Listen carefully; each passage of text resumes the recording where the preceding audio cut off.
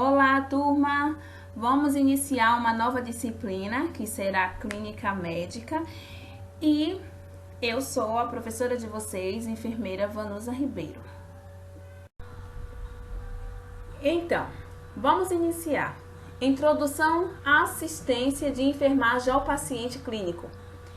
A enfermagem na clínica médica, ela deve propiciar a recuperação dos pacientes para que alcance o melhor estado de saúde física, mental e emocional possível.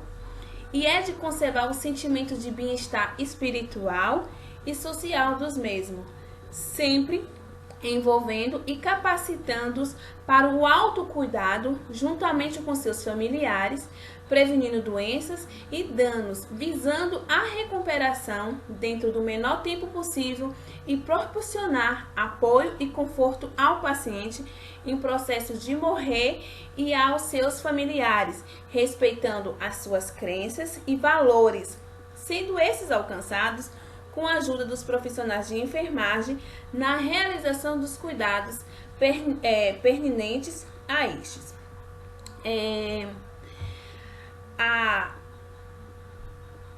Digamos assim, né, saudável ao ser, que significa, né, o estado de completo bem-estar físico, mental e social, e não apenas a ausência de doença. E digamos assim, para considerar o indivíduo com saúde, é necessário que ele atinja, digamos assim, um nível, né, de excelente de ajustamento e também entre equilíbrio entre o homem, né, os agentes e o meio ambiente. Ou seja, doença. O que é uma doença, né? É o estado resultante da consciência da perda, né, da homeostasia de um organismo vivo, total ou parcial, causada por agentes externos ou não. O estado em que pode cursar os devidas infecções, inflamações, isquemia, modificações genéticas, sequelas de trauma, hemorragia, neoplasia ou disfunções orgânicas. A doença, né, ela é um processo anormal no qual o funcionamento de uma pessoa está diminuído ou prejudicado em uma ou em mais dimensões. E digamos que é o resultado, né, do desequilíbrio entre o homem e o meio físico, mental e social.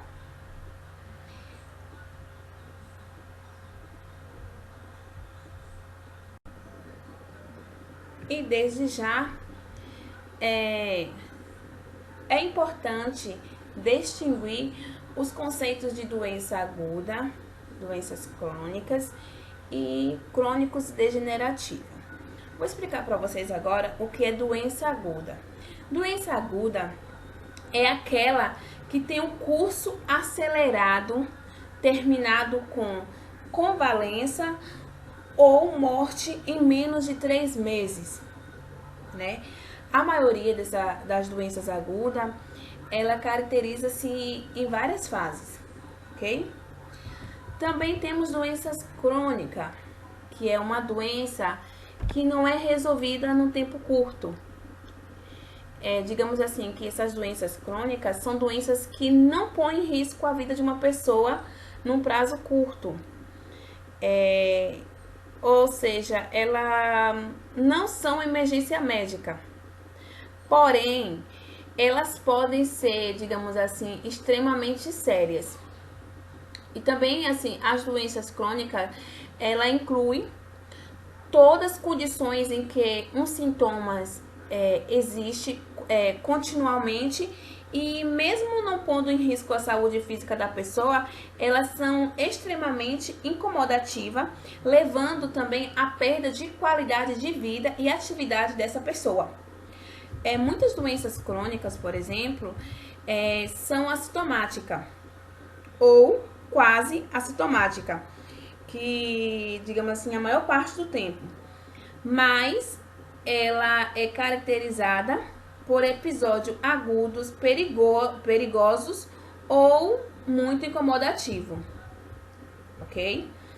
Temos a doença crônico-degenerativa, que ela predomina numa idade adulta e a sua incidência e a prevalência e mortalidade se eleva na medida que aumenta a vida média da população.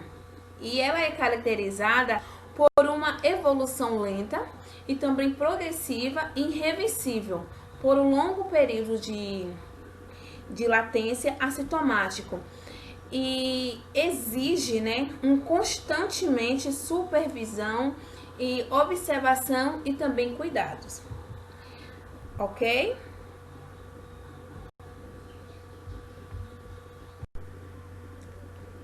Clínica médica. Clínica médica é um setor hospitalar onde acontece um atendimento integral do indivíduo com idade superior a 12 anos que se encontra em estado crítico ou semicrítico e que não proveniente de um tratamento cirúrgico e ainda aquele que estão hemodinamicamente estável nesse setor. E é prestada assistência integral de enfermagem ao paciente de média complexidade. Quais são os objetivos, né, do serviço de enfermagem em clínica médica? Os objetivos, gente, é proporcionar um ambiente terapêutico adequado, né, para esse paciente com patologias diversificadas em regimes de internação e manter um padrão de assistência prestada ao paciente, o que exige, né, a aplicação de um plano de cuidado de enfermagem para patologia específica do paciente ou cliente, ok?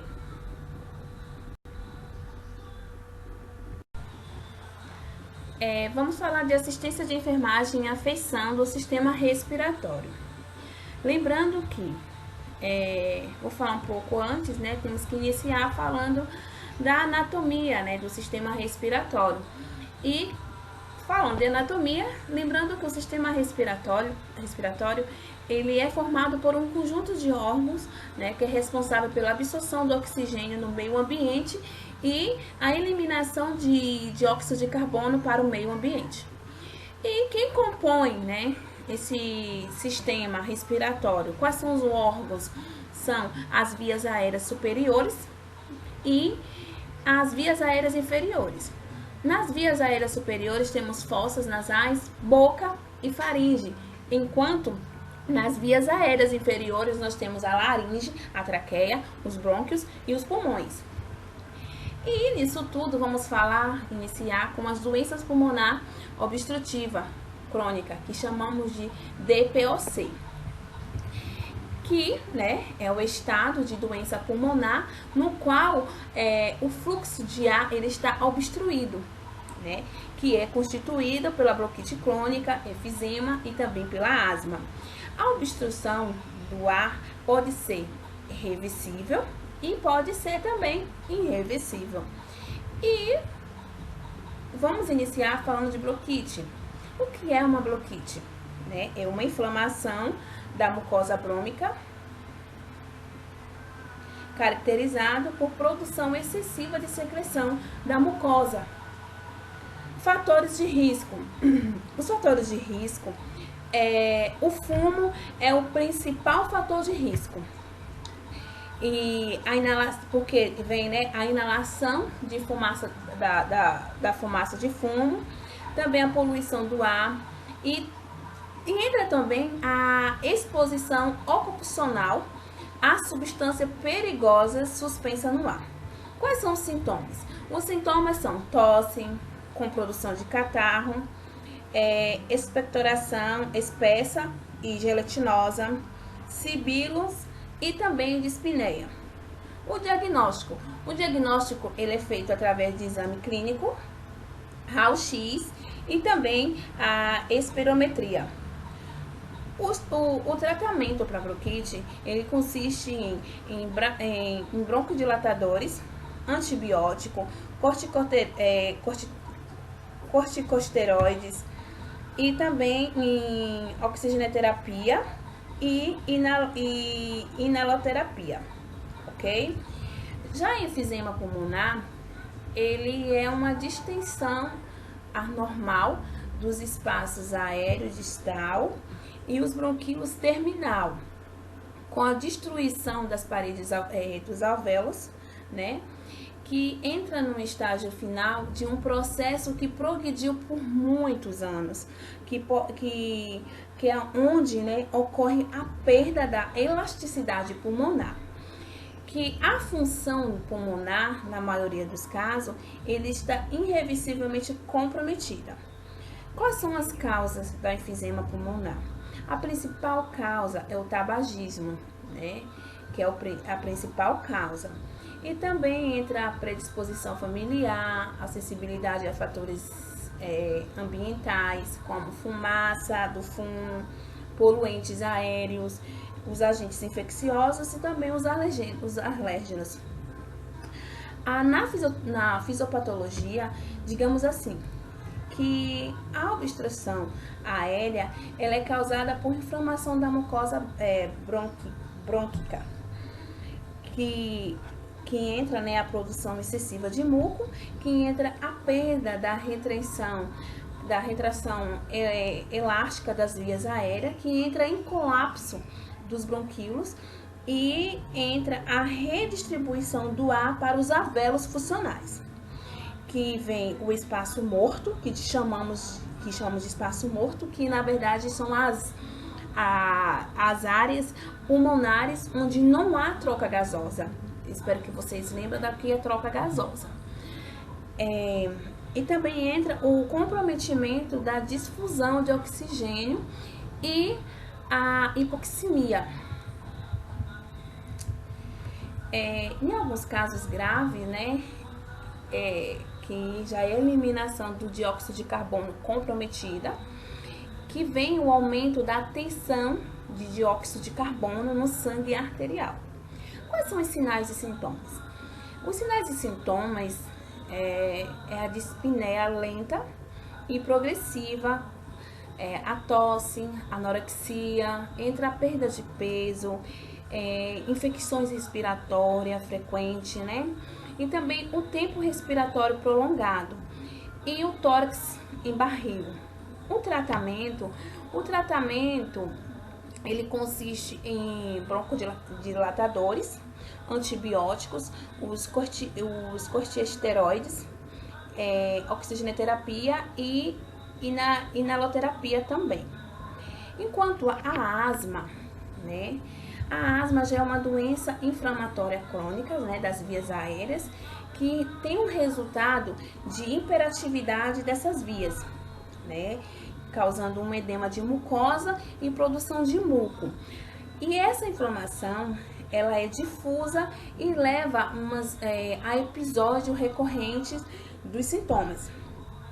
Na fisiopatologia, né, o que é a fisiopatologia? Como ocorre, né? Ocorre que a diminuição, né, do calibre dos brônquios e dos bronquíolos, que é devido aos bronquioespasmos e também aos edemas e produção de muco espesso. E acontece em qualquer idade. E a doença, quando a doença crônica e ela é, digamos assim, é uma doença crônica mais comum na infância e pode ser incapacitante ou levar à morte no casos mais graves. E ela é classificada em leve, moderada e graves. Professora, quando é leve? Leve é quando os sintomas são discretos, né? E não prejudica o sono. Quando é moderada, ela apresenta uma dispneia e tosse. E como é que eu vou saber? Ela sempre vai aparecer nos episódios desse jeito. Ela vai aparecer moderada, leve e grave. Quando ela aparece na forma grave, né, os sintomas ela pode se tornar diários, né, durante as atividades físicas, e por ser, né, tanto diário, as atividades físicas ela se torna limitada, né? o mal asmático, né? Sinais e sintomas. Os sinais e sintomas são tosse,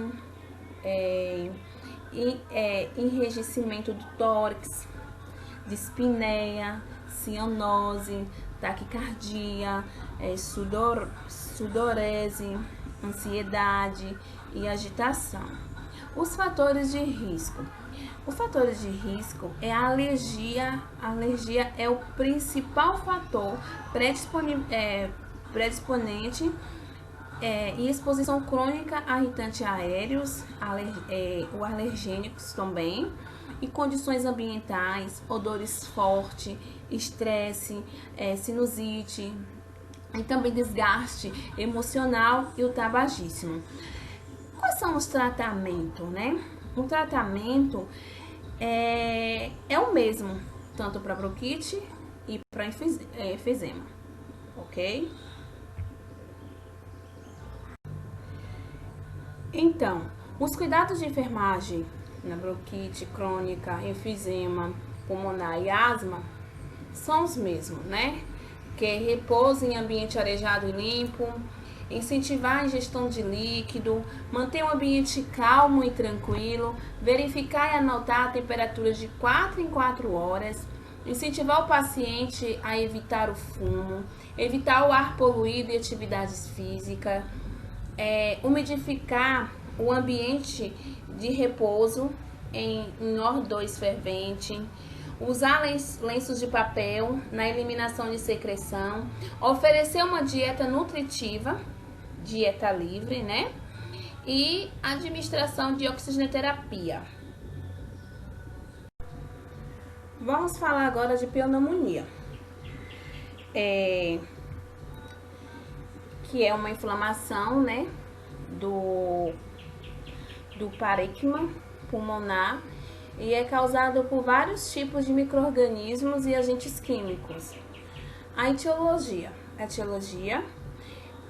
por que ela é causada, né? Ela é causada por micro-organismo, bactéria, micobactéria, a clamídia, a micoplasma, fungos, parasitas e vírus. Lembrando que a pneumonia também ela pode resultar de aspiração brônquica de líquido, de alimento, de vômito, entre outros. E também a inalação de substâncias tóxicas ou cáustica, fumaça, poeira ou gases, que, né, entra uma complicação de imobilidade ou de doenças crônicas. A fisiopatologia. As características das vias aéreas superiores impedem, né, que as partículas potencialmente infecciosas ela alcance o trato inferior, que chamamos de normalmente estéril, surge a partir da flora normal presente em um paciente cuja resistência foi alterada ou resultante da aspiração da flora presente na orofaringe. E assim, pode ser consequência de micro-organismo transportado pelo sangue que entra na circulação pulmonar e fica aprisionado no leito capilar pulmonar, que torna, né, uma fonte potencial de pneumonia. Aí vem a parte da progressão para uma reação inflamatória nos alvéolos, que produz um resultado que interfere com a difusão do oxigênio e do dióxido de carbono. Os leucócitos, né, que em sua maioria é neutrofila, migra para dentro dos alvéolos e preenche os espaços que normalmente contêm ar. Aí, as áreas dos pulmões, eles deixam de ser adequadamente ventilados, né, porque devido às secreções e aos edemas da mucosa, que provocam oclusão parcial dos brônquios e dos alvéolos, com a diminuição da tensão alveolar do oxigênio. E A pneumonia, ela tem 3 tipos. Ela tem a lobar, que ela comete parte de um ou mais lobos. Temos a broncopneumonia, que ela é distribuída de forma mucolar, que é originada em uma ou mais áreas localizadas dentro dos brônquios, estendendo-se para as parênquimas pulmonar adjacentes. E temos a nosocomial, que é adquirida após 48 horas de internação. As manifestações clínicas são febre de 40 graus, dor torácica, dispneia, calafrio, cianose, tosse dolorosa e produtiva, escarro ferruginosos, cefaleia, náusea, vômito, mialgia, artralgia, lábios e línguas ressecadas. Os cuidados de enfermagem. Os cuidados de enfermagem, ele oferece e encoraja a digestão de líquido de 6 a 8 copos ao dia, estimular a mudança de decúbito de 2 em 2 horas quando o cliente já apresenta um bom nível de consciência, encorajar a mobilização no leito e atividade física conforme o tolerado, orientar ou também apoiar o tórax do cliente durante a tosse, fazer a avaliação respiratória pela ausculta, incentivar a prática da respiração profunda, que é aquela respiração, e tosse eficaz, aspirar naso e orofaringe a intervalos curtos, que também, cabe a nós a orientar e encorajar o cliente a repousar o máximo possível. E tem que observar as alterações na frequência, frequência cardíaca, frequência respiratória e a ocorrência de dispneia, palidez, ou cianose e disarritmia durante as atividades que esse paciente venha fazer. Avaliar o nível de tolerância do cliente a qualquer atividade, como é que ele reage, manter o paciente em repouso em quarto arejado, e para evitar correntes de ar, manter um ambiente tranquilo, calmo e que proporcione conforto ao paciente. Fazer a higiene oral e corporal, mantendo o paciente limpo, e verificar e anotar os sinais vitais. Não esquecer, os sinais vitais de 4 em 4 horas. Oferecer dieta hipercalórica e hiperproteica, estimular a indigestão de líquido, cuidados com a oxigenoterapia, orientar o paciente a utilizar lenço de papel e descartar, corretamente. Insuficiência respiratória. Ocorre, quando o organismo não realiza a troca de oxigênio por dióxido de carbono adequadamente. Isso faz com que o nível de óxido de carbono, que é o CO2, se eleve e de oxigênio, que é o O2, diminua, causando a hipoxia. Ok? Quais são os tipos? Nós temos o tipo aguda, que é a falência respiratória, que surge nos pacientes quando os pulmões eram estrutural e funcionalmente normal, ou seja, ocorre rapidamente. Também temos a crônica, que é a falência respiratória que surge nos pacientes com doença pulmonar crônica, ou seja, surge em períodos de meses ou em anos. A causa de insuficiência respiratória é por conta de ventilações inadequada, a obstrução de vias aéreas superiores, o uso de drogas e também de anestésico, doenças pulmonares pré-existentes, também entra complicações pós-operatórias e politraumatismo, ok? O diagnóstico se dá através de exame laboratorial, de laboratório, que chamamos de gasometria, ou pelos sinais clínicos.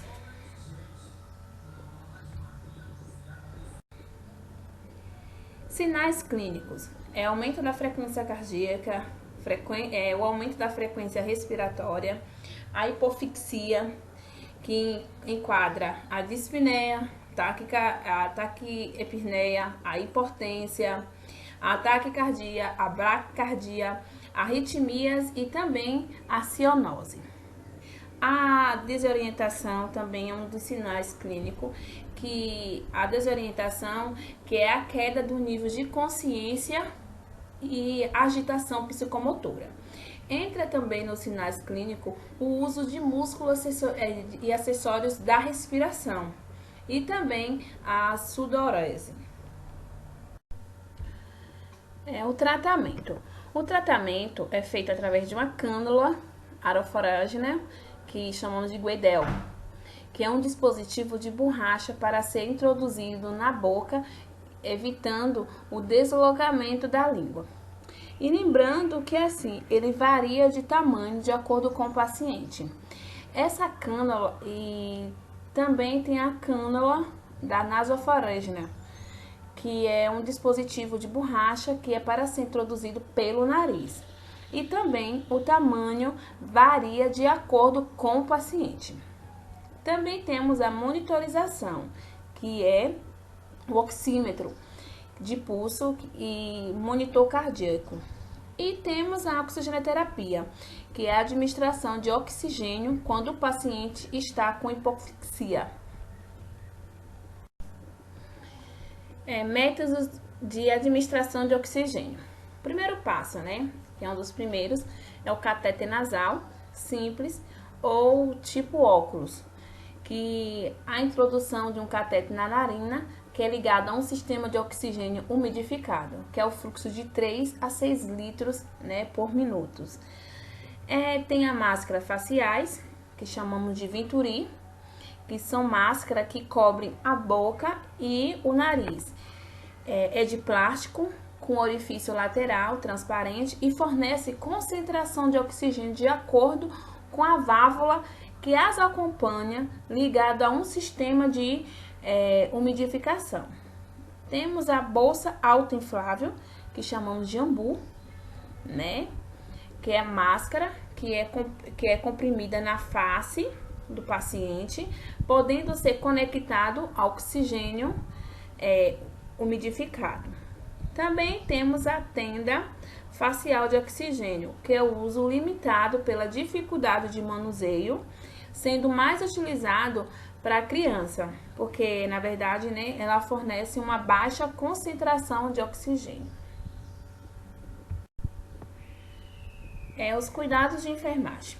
Os cuidados de enfermagem consistem em organizar material de acordo com o método de administração de oxigênio, que tem os métodos, como eu falei no slide anterior, manter o nível de água no umidificador adequado, trocar a água do umidificador diariamente, ou de acordo com a instrução da CCIH,